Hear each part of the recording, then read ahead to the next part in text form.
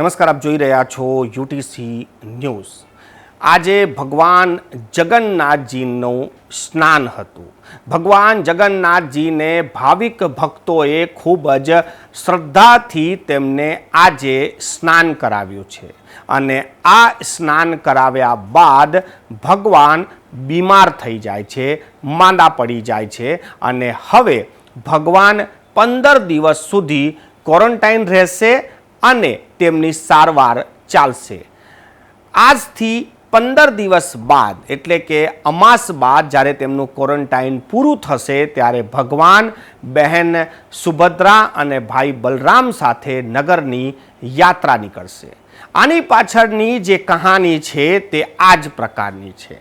આજે પુરીના જગન્નાથજી મંદિર સહિત અમદાવાદના ઇસ્કોન મંદિર અને વડોદરાના ઇસ્કોન મંદિરમાં આજે ભગવાનને ભાવિક ભક્તોએ ખૂબ જ ઉત્સાહ અને શ્રદ્ધા સાથે તેમને સ્નાન કરાવ્યું છે।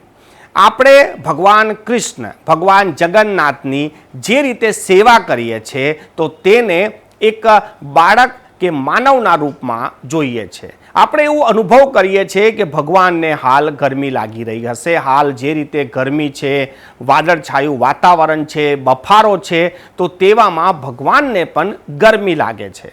ભગવાનને ગરમી લાગે છે અને ભક્તો તેમને ઉત્સાહમાં આવીને ખૂબ જ ઠંડા પાણીથી સ્નાન કરાવી દે છે। આ વધુ પડતા સ્નાનના કારણે ભગવાન માંદા પડી જાય છે અને તેમની સારવાર 15 દિવસ સુધી ચાલે છે। ભગવાન આ જે સંપૂર્ણ પ્રસંગ છે તેની વાર્તા આ જ પ્રકારે છે કે 15 દિવસ સુધી જ્યારે ભગવાન કોઈને દર્શન નથી આપતા, તેમના કપાટ બંધ રહે છે, ત્યારે ભાવિક ભક્તો ચિંતામાં મુકાઈ જાય છે કે ભગવાન ક્યારે સાજા થશે અને દર્શન આપશે। 15 દિવસ બાદ જ્યારે ભગવાન સ્વસ્થ થઈ જાય છે ત્યારે નગરજનો એક સાથે જો દર્શન કરવા આવે તો મંદિર નાનું પડી જાય, જેથી ભગવાન એવું નક્કી કરે છે કે હું નગર યાત્રાએ નીકળીશ અને લોકોને સ્વયં દર્શન તેમના ઘરે જઈને આપીશ।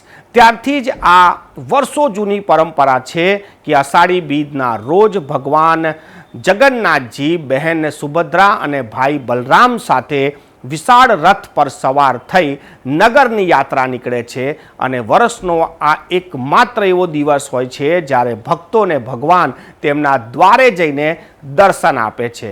ભક્તો પણ પોતાના દ્વાર પર બેસીને ઇંતજાર કરે છે કે ભગવાન આવશે અને તેમને દર્શન અને આશીર્વાદ પણ આપશે।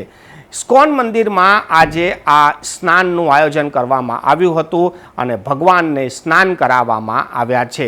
આજથી હવે અષાઢી બીજ સુધી કપાટ બંધ રહેશે।